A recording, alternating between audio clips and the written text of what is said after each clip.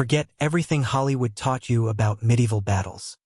There were no epic duels, no glorious charges, and definitely no slow-motion sword spins. Real medieval combat? It was chaos, sweat, screams, and the very real chance of dying face down in mud, trampled by your own army. If you've ever wondered what it was actually like to fight in one of history's most brutal battlefields, stay with me. Because by the end of this video, you'll never look at swords or history the same way again. So, what actually happened in the first moments of a real medieval battle? It wasn't a glorious charge to glory. It was absolute chaos, tripping hazards included. The horn guy, the one giving the signal to attack, he wasn't at the front swinging a sword like Aragorn. He was 300 feet back, behind a wagon, sipping thin ale and praying his lungs held out. Horn players had the highest life expectancy in medieval warfare, second only to the kings who started the wars and never showed up to fight them. Meanwhile, on the front line, the first fatality wasn't a sword wound. It was Jeff tripping over Alan. Yup, almost half the front line went face down in the mud before a single blade was swung. Because medieval fields weren't parade grounds. They were ankle, breaking, armor, grabbing pits of doom. You're running, knee deep in sludge, dodging tree roots and cow dung, screaming something unintelligible not because you're brave, but because the man next to you hasn't brushed in a decade and smells like fermented turnip stew. And you don't charge. No. You shuffle, shoulder to shoulder, knees shaking, desperately trying not to wet yourself. Your helmet is on sideways. Your chainmail is rubbing raw. And your battle cry is just a terrified scream that sounds like you stepped on a Lego. Historical records, yes, actual records, say up to 70% of soldiers made involuntary noises they couldn't remember after. And then, wham! Someone slams into your shield like they're trying to break down your door at 6 a.m. Your arm goes numb. Your ears are ringing. You don't know if you just got hit by an axe, or if Greg behind you tried to headbutt a knight again. Welcome to medieval warfare. Not heroic. Not clean. Just mud, noise, terror, and the constant feeling you should have stayed in bed. So you've survived the first 15 seconds. Congratulations, you're now in the most violent mosh pit in human history. And your number one goal? Not to slay 100 enemies. Not to protect the realm. Just don't fall down. Falling wasn't embarrassing. It was fatal. Because the moment you hit the dirt, you weren't a man anymore. You were a speed bump. With 200 pounds of angry steel charging over you, you had about 2 seconds to get up or get crushed. Archaeologists have found dozens of skeletons face down in just a few inches of mud, not sliced up by swords, but asphyxiated, choked by their own helmets, crushed under their friends. Your arms burn from holding up your shield. Your shoulders ache from getting hit. And your neck's on fire because your helmet turns your head into a medieval crockpot. Historians say inside a knight's helmet, temps reached over 100 degrees Fahrenheit. That's right. You were basically steam, cooked in your own fierce sweat. Your vision? Tiny slit. Your hearing? Gone thanks to the non-stop clang of metal on metal. The world? Just shouting, sweat, and screaming, like trying to fight while wearing a trash can during a stampede at a football riot. Muffled sounds of battle. Blood splatter hits the slit. Now you're blind too. Forget swordplay.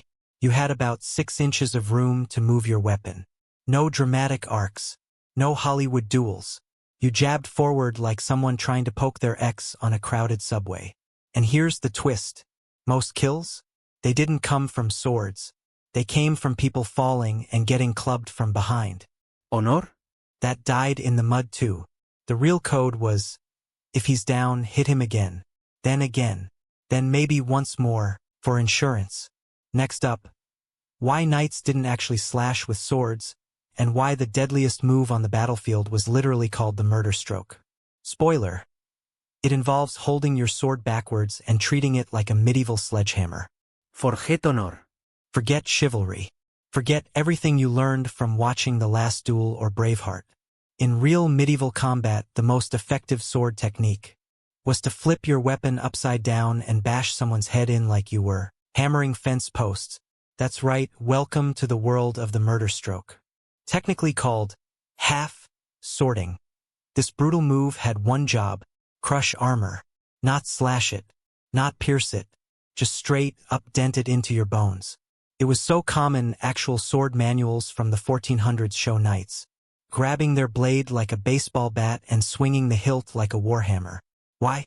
Because real plate armor laughed at slashes. If you wanted to kill a man wearing steel, you didn't finesse. You bludgeoned. And let's be clear, these weren't refined duels of honor. They were chaotic bar fights with weapons. You had inches of space.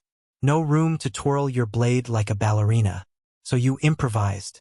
Murder stroke, pommel strike, elbow to the visor, knee to the groin. All were fair game. Fight clean wasn't even a suggestion. The only chivalry most soldiers saw was when a guy didn't kill them on accident. You want noble duels? Go watch a joust. Real battles were more like rugby. If everyone had knives, and if you lost your weapon, you didn't surrender. You picked up a rock, a stick, a bone.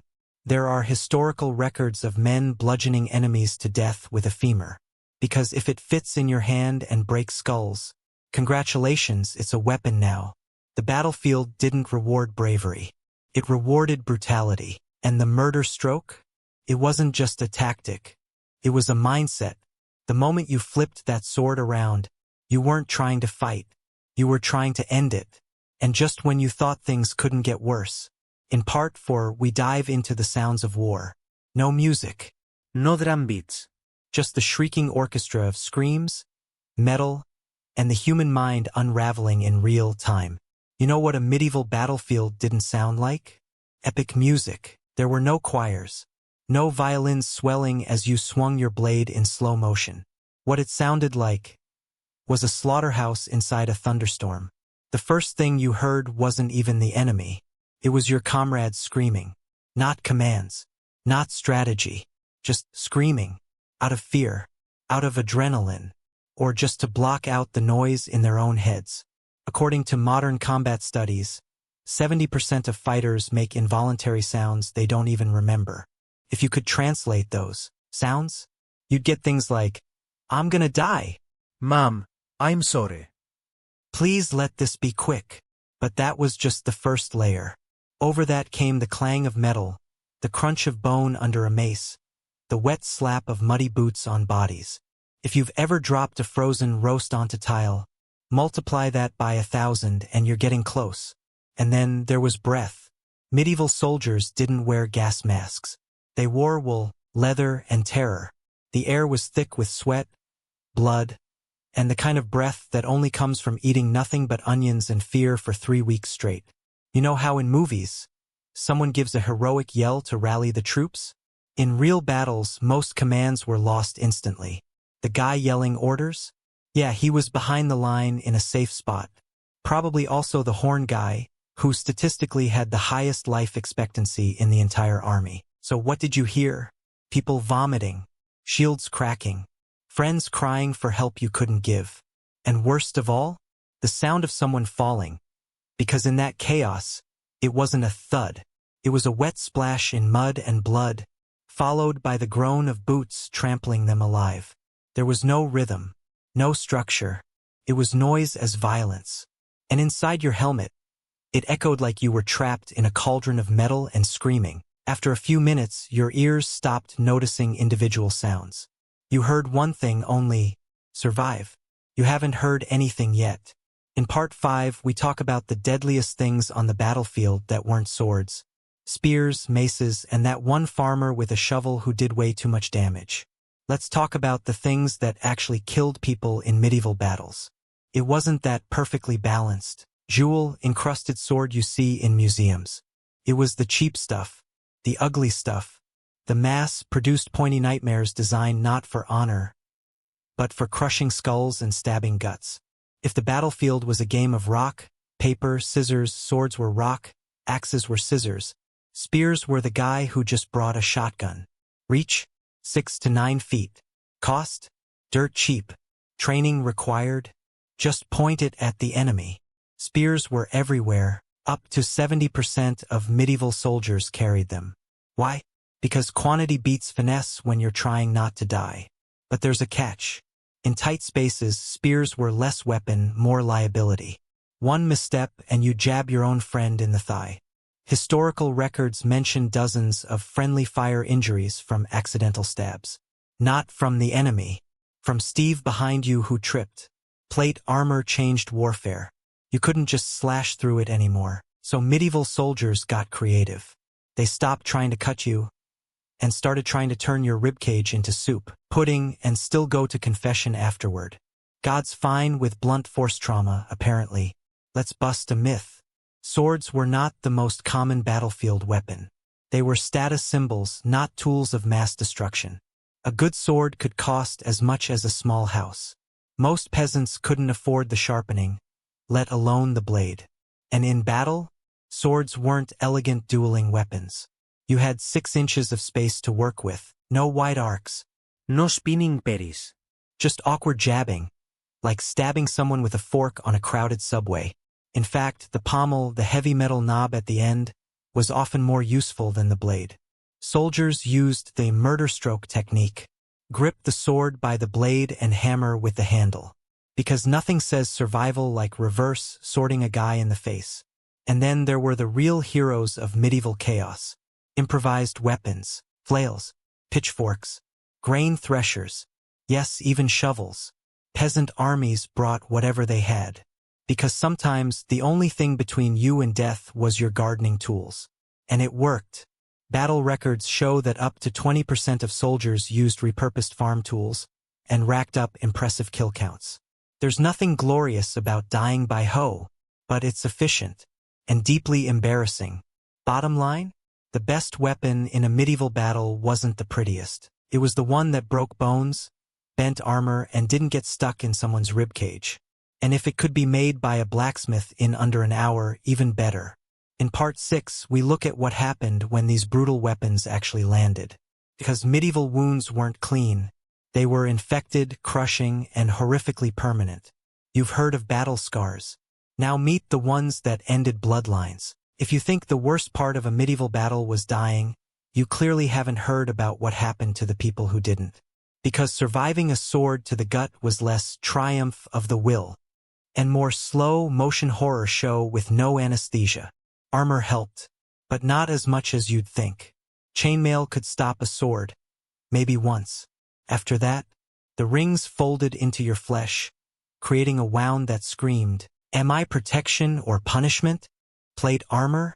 Better. But battlefield reports and skeletal remains show that 40% of knights died from internal trauma without a single cut. They didn't bleed out.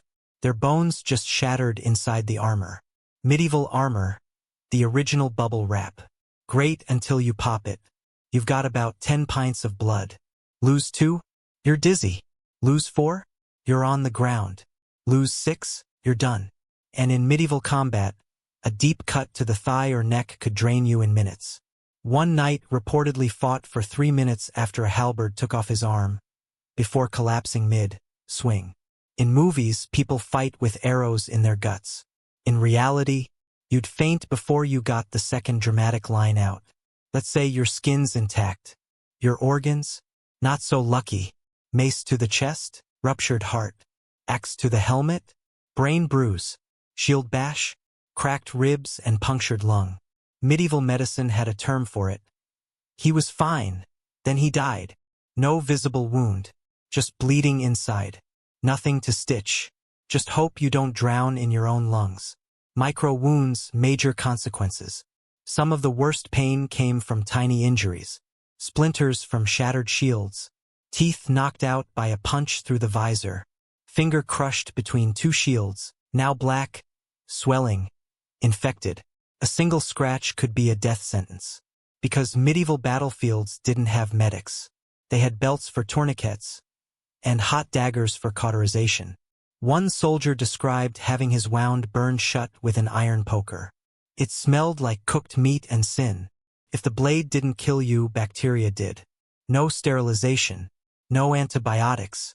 Surgical tools were cleaned by wiping on someone's shirt. Monastery records show 3 times more soldiers died after battle from infected wounds than in the battle itself. One monk wrote, "The wound was no bigger than a coin, But by week's end, it stank of death. Survivors didn't just limp away with scars. They carried something else, mental fracture. Many described nightmares, sudden screams, seeing blood where there wasn't any. One chronicler noted, "He leapt from bed at night, sword in hand, chasing ghosts." Bottom line, surviving the blow was just level 1. Enduring the pain, blood loss, infection, and trauma that followed, that was the real test. Some warriors died instantly. Others wished they had. Because medieval combat wasn't just a physical nightmare. It was a psychological minefield where directions, identities, and even reality got lost in the chaos. They trained for months. They drilled maneuvers. They prayed. Then they stepped onto the battlefield and forgot everything. Not because they were cowards, but because medieval war didn't just break bones. It short-circuited minds. Where am I? The first sign of battlefield disorientation. In the first 10 minutes of combat, most soldiers lost all sense of direction. Objective command structure studies of battle accounts reveal 60% of soldiers couldn't tell which direction they were facing after the first clash. One moment you're charging. The next, you're screaming at your own side because their crest is now too muddy to recognize. Friendly fire wasn't rare, it was standard practice by accident. Mid-battle, you're drenched. Red on your armor, red on your blade, red in your mouth, but you have no idea whose it is. Veterans described wading through blood, unsure if their own guts were still intact. They'd only realized they were wounded after falling over. As time wore on, brains went offline. Motor memory took over. Soldiers moved like dancers in a nightmare, blocking, stabbing, flinching, but without conscious thought. Modern psychology calls it battle mind. A survival mode where the brain suppresses awareness to keep you functional. You don't decide to fight. Your body just does it. One fighter claimed, "I remember raising my sword. I don't remember putting it down." You weren't fighting people anymore. You were fighting shapes. Vision narrowed. Sound blurred into static. That enemy moving left might have been a tree, or a friend, or your own reflection. Medieval accounts speak of ghosts in armor, hallucinations born from panic, sweat, and blood loss. One knight reportedly stabbed a shadow, convinced it was a man creeping behind him, shouting, crying, grunting, all involuntary. Research suggests 70% of fighters made noises they couldn't remember later. The screams weren't war cries. They were human system overload. One monk wrote, "The battlefield echoed not with courage, but with despair made loud." Survivors described out of body experiences, as if they were watching a stranger flail with their sword. Some recalled the battle like a dream, fragmented, surreal, with missing chunks of time. One said, "I remember raising my blade at someone's throat. Then he was gone. I don't know if I struck." Bottom line, medieval combat wasn't just about what you did. It was about what your mind refused to do to protect you. Bravery didn't mean not being afraid. It meant functioning while your brain screamed run. Because sometimes, the wisest decision on the battlefield was dropping your sword, shouting nope, and becoming a blur toward the nearest hill. Forget the noble last stand. The real winners of medieval battles? The guys who ran first and ran fastest, because dead heroes don't tell tales. But drunk survivors? They'll tell the same one every night at the tavern. Movies say, "Fight to the last man." Medieval foot soldiers said, "The graveyard is full of heroes. The alehouse is full of runners." Up to 40% of troops in many battles fled before peak fighting began. Fleeing wasn't failure, it was self-preservation, plain and simple. Knights had reputations to protect. Peasants had families to feed and ankles to protect. One chronicler of the Battle of Poitiers noted that more men fled than fell. In battle, the body chose adrenaline brief, courage cortisol long, term fear. When the brain decided survival was no longer about winning but not dying, the legs voted yes. Modern trauma studies back this up. Your lizard brain kicks in, and it doesn't care about glory. You didn't think. You just ran. Fleeing was contagious. One guy breaks rank, 3 follow. Within seconds, you've got a stampede. The Battle of Hastings had multiple moments where troops ran, regrouped, and ran again. Entire armies dissolved not from loss, but from mass anxiety. Historians call this psychological collapse under pressure. Medievals called it, "We're screwed, run." But fleeing wasn't always safe. Heavier armor? Congratulations, you just ran 30 feet and collapsed. Cavalry? They loved trampling deserters. Sometimes your own side cut you down to make an example. One knight was killed by his own commander after yelling, "Every man for himself."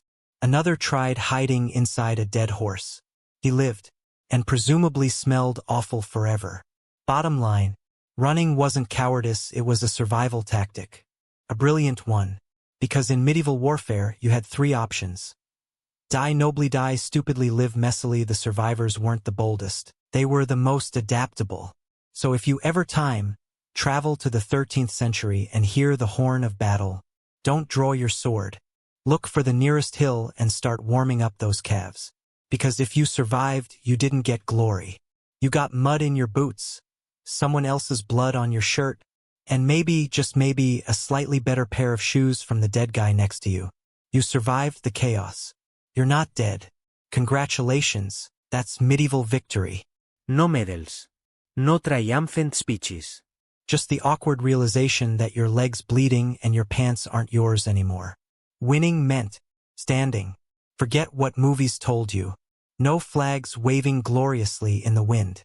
No speeches atop a pile of defeated enemies. Just a bunch of sweaty, blood-soaked survivors staring blankly at each other. Victory was simple.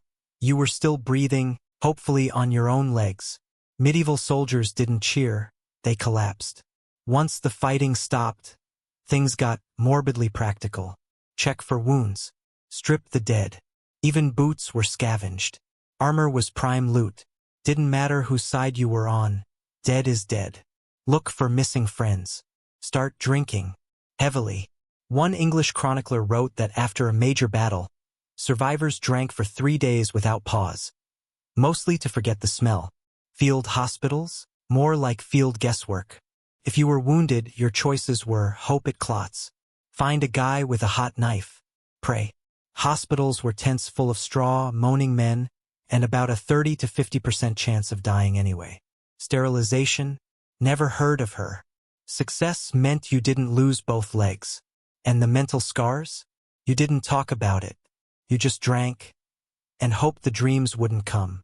Nightmares, twitchy reflexes, the occasional sleep, punch to your wife's face when you dreamed of a mace coming at your head. That's not glory. That's trauma with chainmail.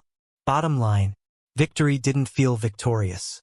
It felt like guilt, exhaustion, and mud in places you didn't know had nerves. There were no winners, just survivors. And sometimes, surviving was the only tactical achievement you needed. So next time you see a movie night grinning in glory, just remember, real medieval victory was looking around, sighing in disbelief, and muttering, "Well, that sucked." Maces that didn't cut, they crushed. And swords?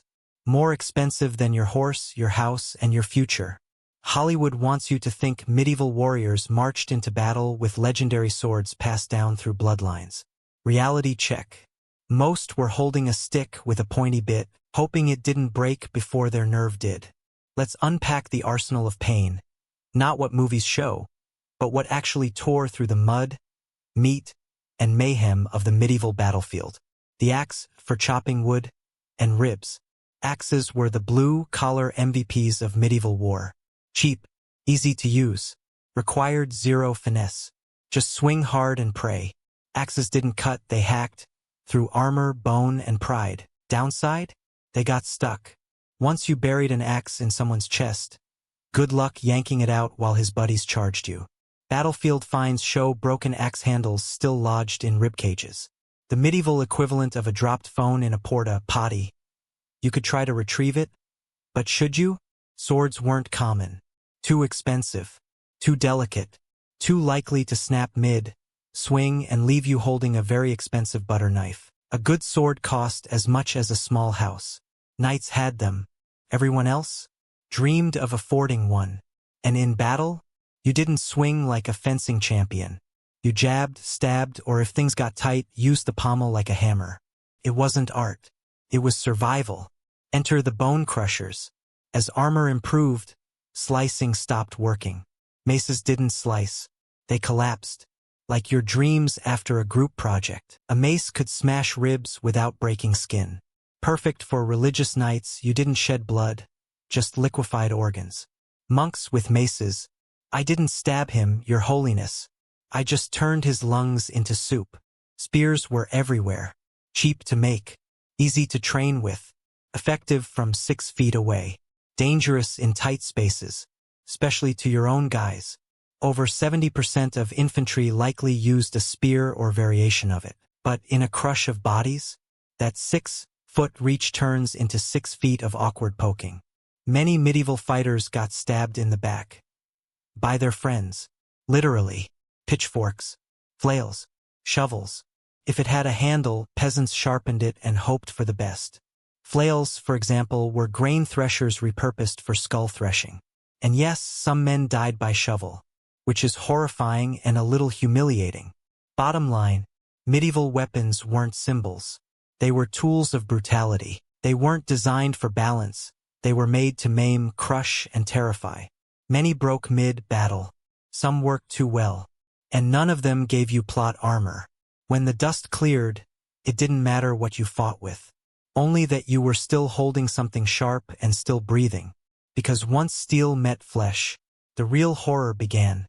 You know that dramatic movie scene where a sword glides clean through someone and they collapse like a dropped curtain? Yeah, no. Real medieval. Combat was messier, louder, and way more horrifying. When those rough, brutally efficient weapons met human flesh, they didn't create wounds, they created disasters. Let's get this straight. Armor helped, yes. But chainmail? Great against glancing sword slashes. Terrible against blunt force. Plate armor? Better protection. But if a mace hit your chest, it didn't cut you. It turned your ribs into popcorn. Battlefield surgery records show over 40% of knights had shattered bones despite their armor being intact. That's right, your armor might survive the fight. You wouldn't. You've got 10 pints of blood in your body. Lose 2? You're woozy. Lose 4?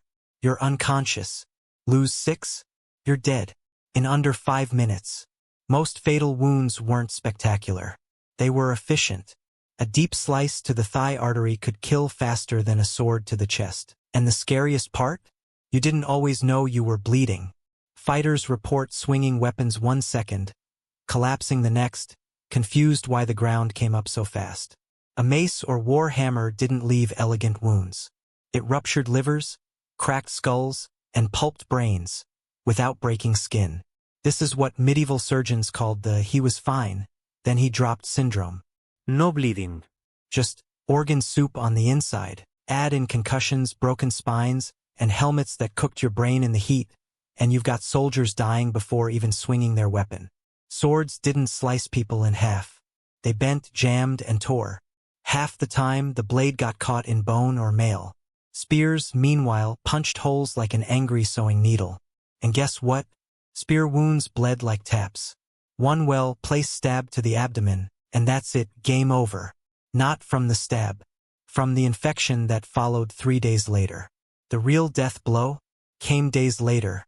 No antibiotics. No sterilisation. Your surgeon wiped the blade on his pants and got to work.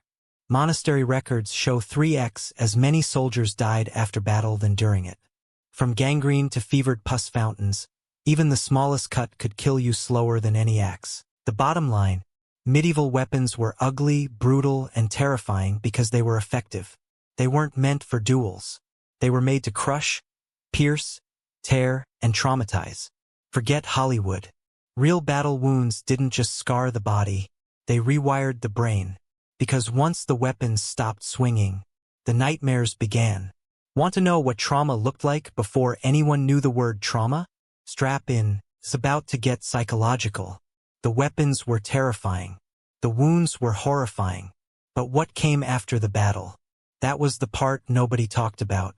Because even if you walked away with all your limbs intact, you didn't walk away the same.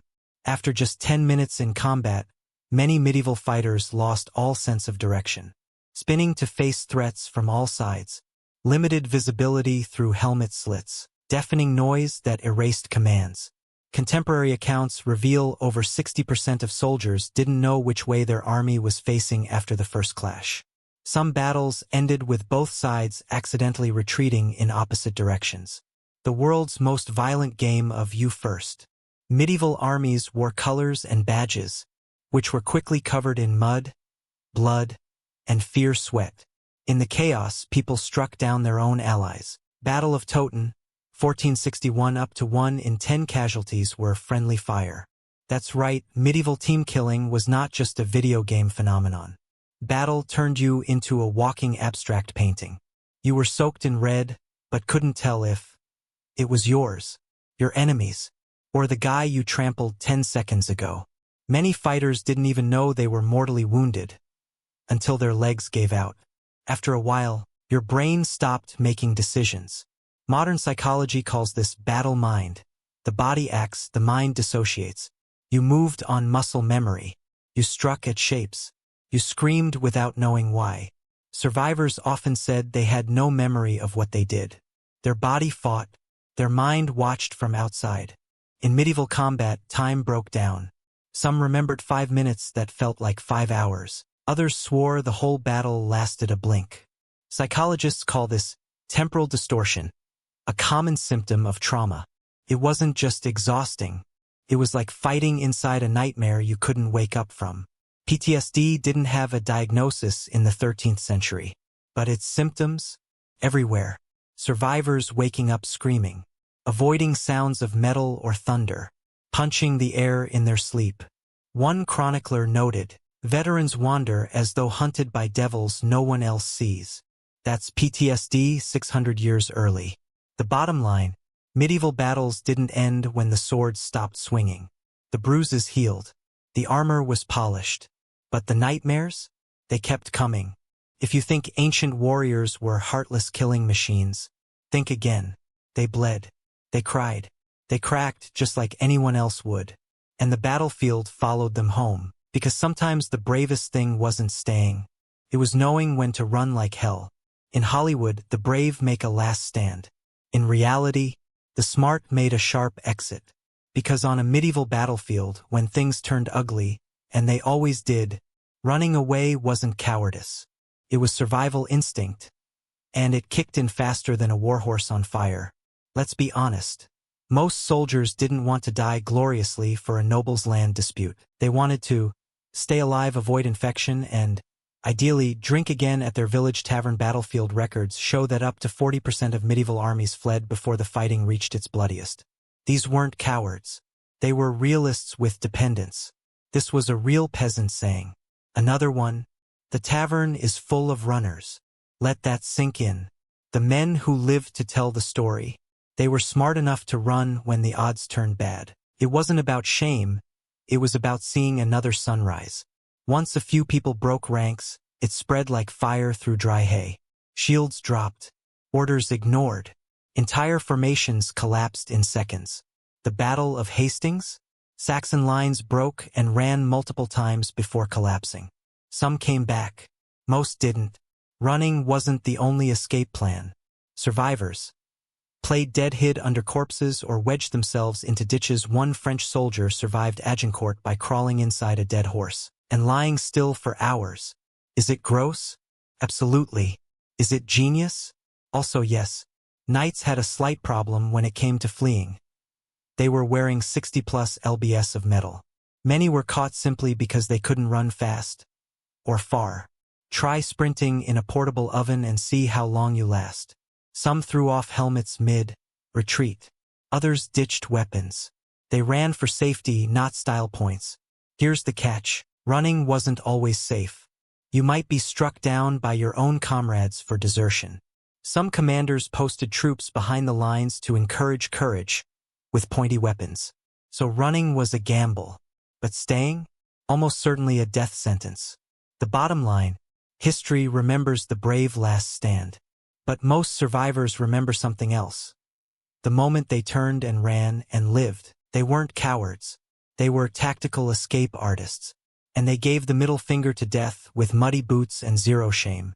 Victory in a medieval battle wasn't a heroic slow motion cheer with banners waving in the wind. It was more like a confused sigh and a roll call to see who still had all their limbs. Congratulations. You're not dead. That was the whole prize. No medals. No epic speeches. No fireworks. Just the existential relief of still having your head. Victory condition. Be breathing when the shouting stops. No parades. No celebrations. Mostly just guys collapsing where they stood, too exhausted to even raise a fist. The aftermath was part trauma recovery, part Black Friday sale for armor. Survivors got busy. Stripping armor from the dead, swapping boots, pocketing anything shiny or remotely valuable. Even enemies' weapons were fair game. If it wasn't nailed down, and sometimes if it was coming home with you. Medieval soldiers were early adopters of recycling. But with swords. No trumpet fanfare. Just barrels of ale and men trying very hard to forget what just happened. One chronicler wrote, "The men drank for 3 days without pause, as if trying to drown the memory of the dead." Victory parties weren't joyful.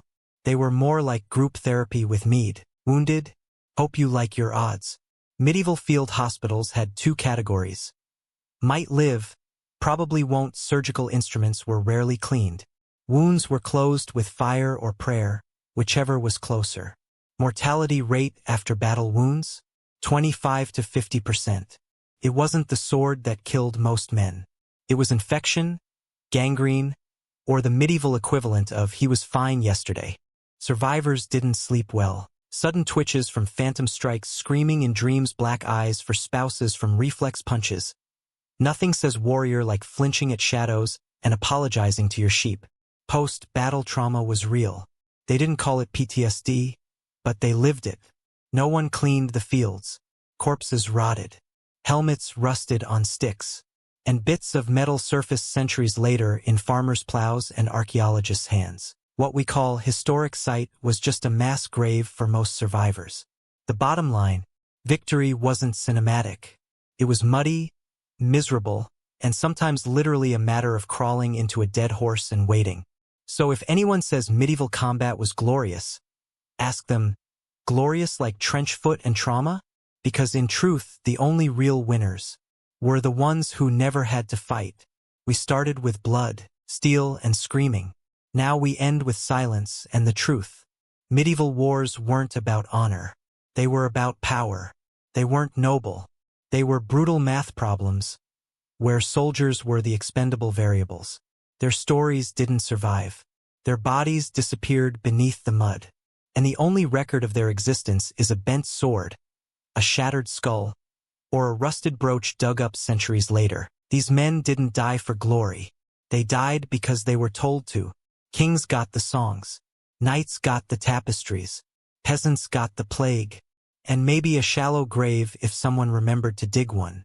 Victory or defeat didn't matter much to the foot soldier who lost a leg.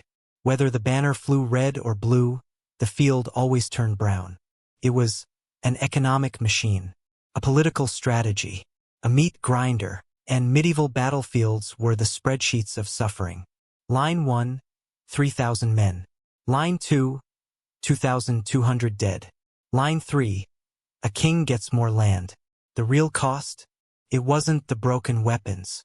It was the broken minds, the shattered families, the villages that never rebuilt. The children who asked, "When's Dad coming home?" and never got an answer. War wasn't just blood.